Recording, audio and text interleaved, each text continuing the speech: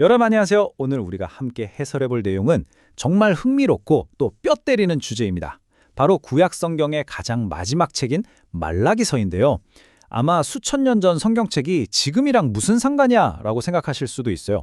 하지만 오늘 자료를 쭉 따라가다 보면 이 고대 선지자의 외침이 오늘날 우리의 예배 문화를 아주 정확하게 비춰주는 무서운 거울이라는 걸 발견하시게 될 겁니다. 옛날 사람들의 이야기가 어떻게 현대 교회의 폐부를 찌르고 또 청교도적 대안으로까지 이어지는지 그 놀라운 통찰을 지금 바로 만나보시죠. 자, 오늘 살펴볼 전체적인 뼈대는 아주 심플합니다. 먼저 말라기의 엄중한 경고를 살펴보고 참된 예배가 무엇인지 정의해 볼 거고요. 그 다음 현대를 살아가는 우리가 빠지기 쉬운 세 가지 함정을 짚어본 뒤에 마지막으로 진짜 예배를 회복할 구체적인 대안까지 쭉 연결해서 가보겠습니다. 그럼 첫 번째 파트, 말라기의 엄중한 경고로 들어가 볼까요?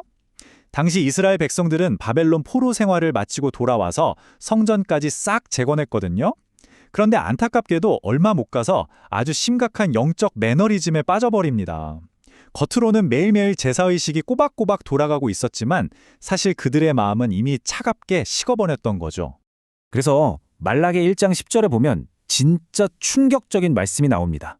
차라리 성전 문을 닫아버릴 사람이 있었으면 좋겠다. 와, 엄청나지 않나요?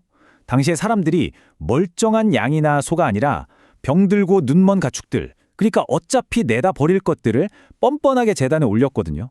하나님이 이런 영혼 없는 껍데기 헌신에 대해 얼마나 분노하셨는지 확 와닿으시죠. 타성에 젖어버린 무성의한 예배를 단호하게 거절하시는 준엄한 메시지가 바로 이 한 문장에 꽉 압축되어 있습니다. 그렇다면 거부당하는 가짜 예배 말고 진짜 하나님이 원하시는 예배는 도대체 뭘까요? 두 번째 파트, 창된 예배의 명확한 기준을 원문을 통해 한번 확인해 보겠습니다.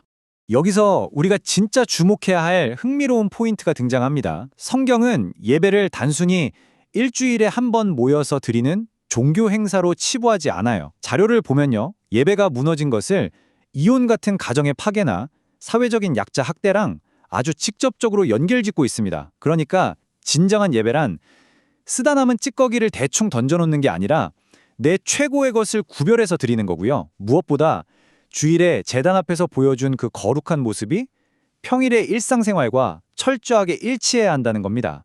이런 고대의 엄격한 기준을 지금 우리 시대와 쫙 연결해주는 아주 중요한 신학적 다리가 하나 있습니다. 바로 예배의 규정적 원리라는 건데요. 말이 조금 어렵게 들릴 수도 있지만 핵심은 아주 명확합니다. 예배를 드리는 궁극적인 목적이 우리 인간이 감동받고 만족하려는 게 아니라 오직 하나님의 영광을 위한 거라는 청교도적 마인드입니다. 바로 이 원리가 말라기의 외침을 현대 교회의 관행과 연결해주는 튼튼한 뼈대 역할을 해줍니다. 자, 그럼 이 개혁주의라는 렌즈를 끼고 오늘날 우리의 관행을 한번 비춰볼까요? 세 번째 파트, 현대 예배가 빠지기 쉬운 세 가지 함정입니다.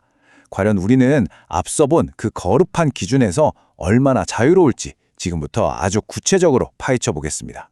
자료에서 날카롭게 분석한 현대 예배의 3대 함정은 이렇습니다.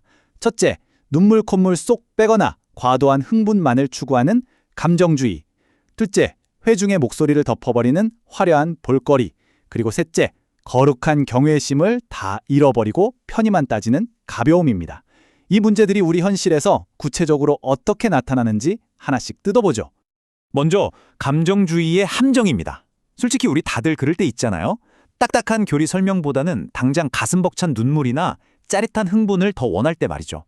하지만 분석에 따르면 주관적인 내 감정이 성경의 객관적 진리보다 앞서는 걸 진짜 극도로 경계해야 합니다. 바른 순서는 이렇습니다.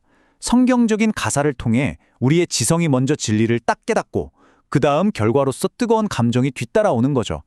감정은 진리에 대한 자연스러운 반응이어야 하지 조명이나 분위기로 억지로 조작해내는 목표가 되면 안 된다는 뜻입니다. 두 번째 함정은 바로 화려한 악기와 음악이 가져오는 치명적인 부작용입니다. 분명히 예배하러 온 능동적인 회중인데 어느 순간 팔짱 끼고 구경하는 수동적인 관객으로 변해버리는 현상이죠. 현란한 밴드 사운드나 화려한 무대 장치가 회중의 목소리를 다 덮어버리면요, 앞에서 찬양하는 팀은 예배 인도자가 아니라 그냥 무대 위 공연자로 전락할 위험이 굉장히 커진다고 자료는 지적합니다. 단순하고 진실한 우리의 고백이 화려한 기계음에 완전히 묻혀버리는 겁니다. 세 번째 함정은 참 뼈아픈데요. 바로 거룩한 경외심이 실종된 가벼움입니다. 말라기 시대 제사장들조차 예배드리는 걸 엄청 귀찮아하면서 번거로운 일이라고 툴툴거렸다고 하니 사람 본성은 예나 지금이나 비슷한가 봅니다. 하지만 과거 청교도들은 어땠을까요? 그들은 주일을 영혼의 시작날이라고 부르면서 토요일부터 몸과 마음을 철저히 준비했다고 해요. 예배를 단순한 모임이 아니라 진짜 만왕의 왕을 아련하는 엄청난 자리로 믿었기 때문이죠. 복장이나 자세에서 그저 내 편이만 쫓는 요즘 우리의 태도와는 너무나도 극명한 대조를 이룹니다. 자, 이렇게 뼈 때리는 진단을 들었으니 그럼 이제 어떻게 극복할 건데? 라는 질문이 자연스럽게 나오죠. 네 번째 파트, 신령과 진정의 예배를 회복하기 위한 아주 실천적인 대안들을 확인해 보겠습니다. 오늘 자료가 제시하는 영과 진리를 회복하는 3단계 해법입니다. 첫째, 억지스러운 감정적 흥분보다 팩트, 즉 객관적인 진리를 가감없이 선포하는 말씀 중심. 둘째, 귀를 때리는 현란한 악기보다는 성도들의 영혼이 담긴 고백과 가사가 진짜 중심이 되는 질서 있는 찬양. 그리고 마지막 셋째는 주일 제단 앞에서의 거룩함이 월요일 아침 내 삶의 현장에서의 순종으로 고스란히 직결되는 성결한 삶입니다. 이 삼박자가 제대로 딱 맞물려 돌아가야만 그 지독한 영적 타성을 깰 수 있다는 게 이 해설의 핵심입니다. 오늘 해설을 쭉 따라오시면서 여러분은 어떤 생각을 하셨나요? 저는 마지막으로 여러분께 이 묵직한 질문 하나를 꼭 던지고 싶습니다. 지금 우리는 하나님을 우리 수준으로 편하게 끌어내리고 있습니까? 아니면 그분의 거룩하심 앞에 납작 엎드리고 있습니까? 수천 년 전 말라기가 외쳤던 이 날카로운 일침이 오늘 우리의 민낯에 비추어 보고 다시금 참된 길을 걷게 하는 아주 유용한 거울이 되었기를 바랍니다. 오늘 해설은 여기서 마치겠습니다. 함께해 주셔서 감사합니다.